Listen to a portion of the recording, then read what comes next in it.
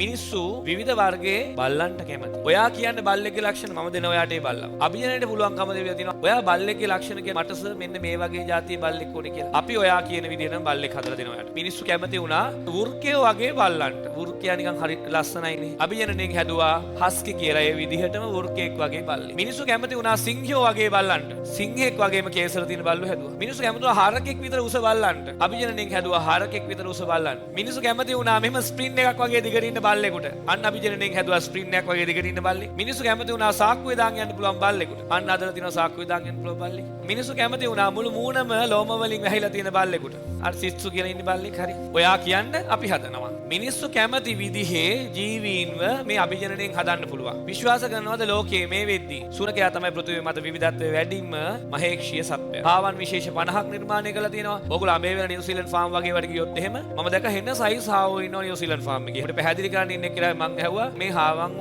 අර එහෙම එළියට යවන්නේ නැද්ද? තන පිටනේ ඇති වෙනකන් තියෙනවනේ අඹේ වෙල. මං ඇහුවා ඇයි මෙයාලව එළියට දාන්නේ නැද්ද කියලා. නෑ නෑ මෙයාලව එළියට දාන්නේ නැහැ කිව්වා. කූඩුවෙන් එකයි හාවක්. ඊට පස්සේ මං ඇහුවා එතකොට මුන් එළියට දාන්නේ නැතුව මොකද කරන්නේ? ඔයගොල්ලෝ මුන් විකුණනවද? ඔව් ඔයා ඉල්ලුවොත් එහෙම අපි දෙනවා මාසට.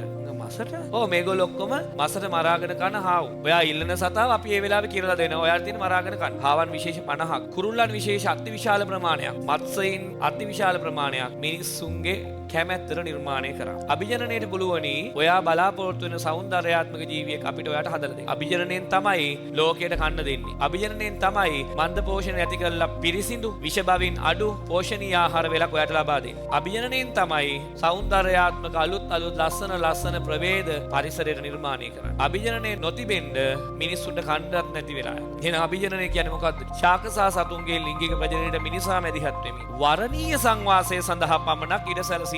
ශාක සහ සතුන්ගේ ලිංගික ප්‍රජනනයට මිනිසා මැදිහත් වෙලා තෝරාගත්තු අය විතරක් ප්‍රජනනය කරන්න සලස්වනවා. මිනිසුන්ට ඕන එකත් එක ප්‍රජනනය කරවමින් මිනිස්සු බලාපොරොත්තු වෙන ලක්ෂණ ඊළඟ පරම්පරාවට ගන්නවා. උන්ට කැමති එකත් එක ප්‍රජනනය කරවොත් අපි බලාපොරොත්තු වෙන ලක්ෂණ නෙමෙයි එන්නේ. අහමු ලෙස ලක්ෂණ එන්නේ. ඕක තමයි මොකක් කියන්නේද? අභිජනනය කියලා කියන්නේ.